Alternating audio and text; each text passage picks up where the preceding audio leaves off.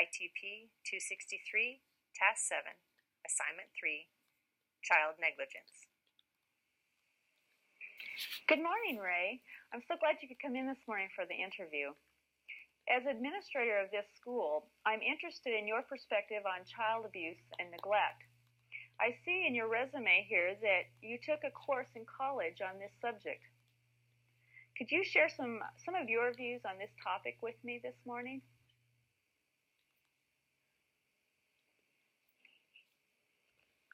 Yes, I took a class on children, and abuse, children abuse way back then. We took lectures. There were 4 very different points. Wow, it was a really amazing to hear that and to learn about that in that class. We did lots of work at it in school and learning about what happens when they grow up with that type of abuse and neglect.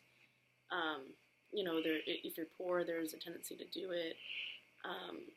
There's lots of different factors that go into it. If mental issues, watching out for making sure they are properly dressed, seeing with proper shoes and socks. Good. That's a factor in it as well. Let's talk about some of those early clues or things that we can be looking for in the classroom. As a teacher in the classroom, could you tell me just 1 or 2 signs that you would find for emotional neglect, for instance? What were some things you might be looking for as a teacher? Okay. Let's see. Let me think.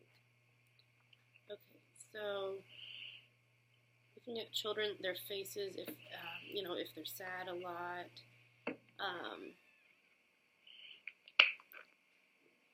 they don't have. Can help them, make them feel comfortable and see if it improves. That can What be are some of the physical cues that you might look for? For instance, sucking their thumb, some of those kind of things. What might you be watching for? Okay. Let's see, depends.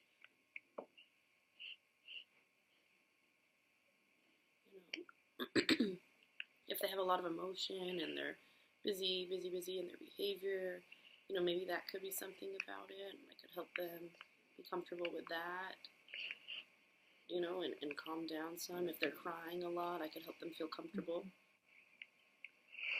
Good.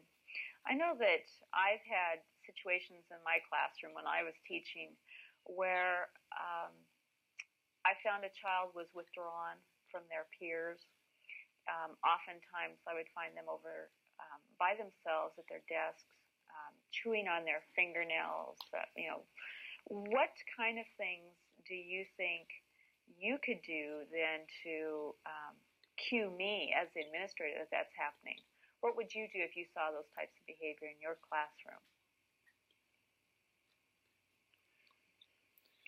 Let's see, it depends for kids. If I see them always by themselves, I would go and try to help them and have a conversation about it. We could discuss what's happening.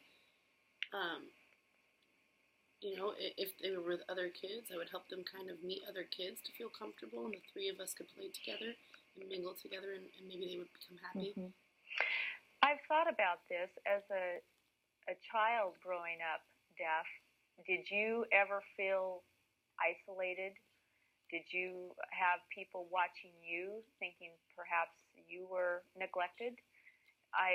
It seems like that could be one of the areas that would show up in some of our children who perhaps are having a difficulty communicating with others in their environment.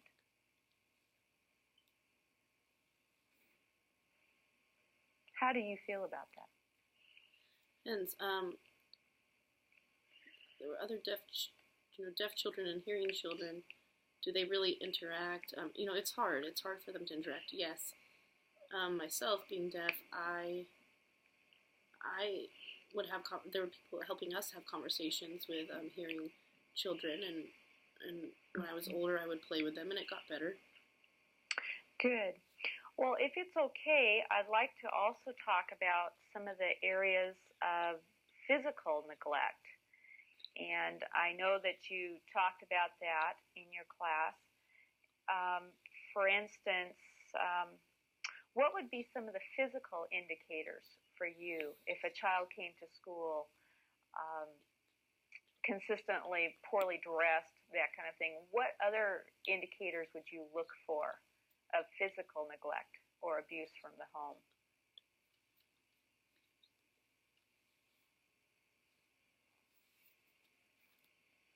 Let me see here. Let me think.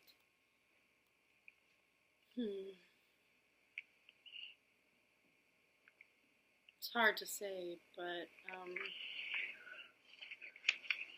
maybe if the children, their physical appearance, if you notice some wrong clothing, and you go and talk to their parents, and you pity them. You don't want to. Mm-hmm. Maybe their parents are poor, and don't have enough money to buy clothing. So it really depends. Maybe the district could find some clothing or some help for the parents. And help give them some clothing. Help them, it's hard. Help them find better clothing.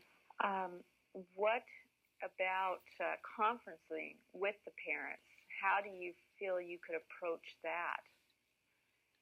If you saw, for instance, a child who came to school hungry, or you began to detect malnourishment, a child that didn't have energy to participate, those kind of things, how do you feel you could approach that in your classroom?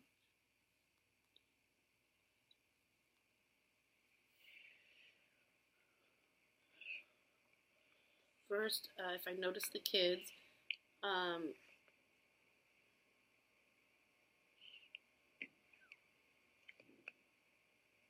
they need to be strong. If I notice them kind of like not really having a lot of energy, I would go kind of talk to them about, is something happening at home? Are there any issues? Is there a challenge? I'm not going to just ignore it. I would approach it, and I would try to, talk to the parents and help them and tell them how important it is that their kid eats fruits and vegetables, and to remove all the bad stuff from the, don't eat always bad stuff, that they have a good dinner, and every night at the same time they're eating properly so that they are going to bed properly. Well, that sounds very helpful. I know that our school does have a reduced meal program, the cost for hot meals here at the facility. Perhaps one thing you could also suggest to them is that they look into getting their child on a program at the school. There's a variety of things that I feel I can do as an administrator in this school and as a teacher to help a child have a positive school experience. And so I was just hoping today that we would have a chance to just see how well we can do in our facility to facilitate the best possible learning environment. I was also thinking about how we might talk to parents and bring them into our work with the child. Can you think of other things that you could possibly do as the teacher in regards to physical or emotional neglect from the home?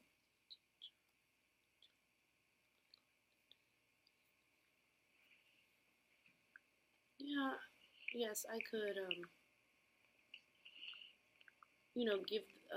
talk to them about food and inform them about, give them papers about what to do at home, how to have good meals, and give the parents some information and some help about food and how to prepare meals, and help them, continue to improve on that area. Or maybe the parents,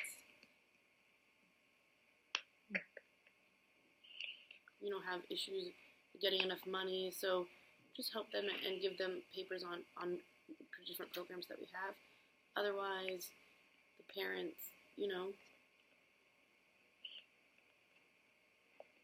maybe sometimes they don't, maybe they're on drugs and they're spending money on that instead of food. So, telling them about the parents going to get counseling and help for that, stopping that and informing them about what their kids need at the home and how to have a good life. Right. You're right, Ray. It seems to me that a lot of the children that we find that have gone through physical or emotional neglect come from single-parent families or perhaps low-income families. But I've also found out over the years of working with children that oftentimes neglect can occur in homes where there are both parents. Perhaps they're both working.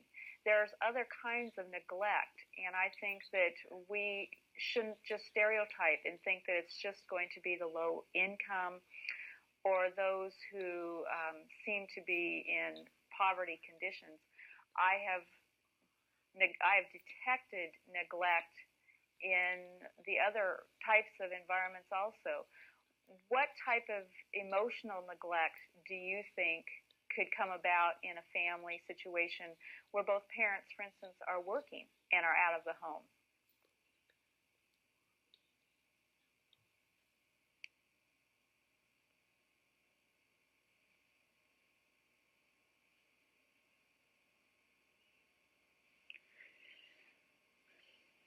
Depends. If both parents are working and they're always at work, and here the child is left alone, he can't be responsible for himself. Parents need to work for a certain time and try to come home so they can, I know they need to bring money home and they need to work. It's a hard situation. Different people maybe could help with that and be with the kids until the parents got home. So explaining that. Right.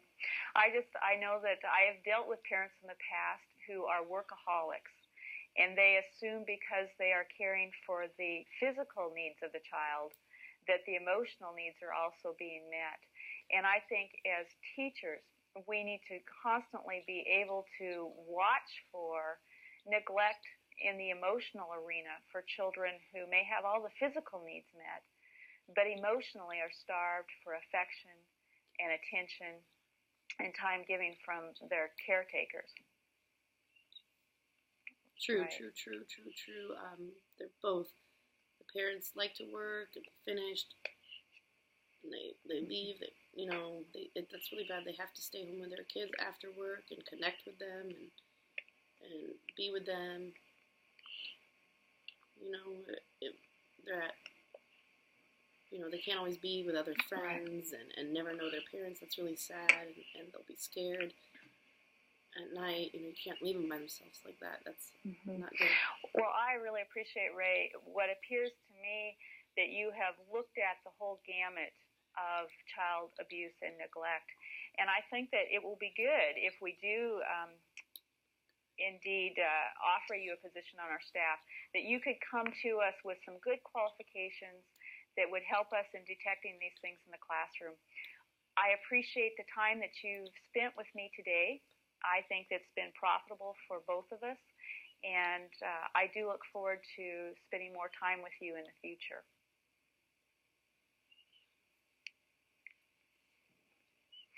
And what I'll be doing is I will be going through some more resumes, and I'll be getting in touch with you.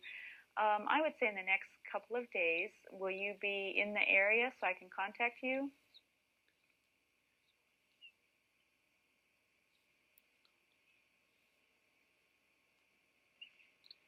Yeah, I'll be around. Good. Okay. Well, thank you, Ray. I appreciate, again, as I said, that you came in today and took the time to talk with me. Thank you. Thank you.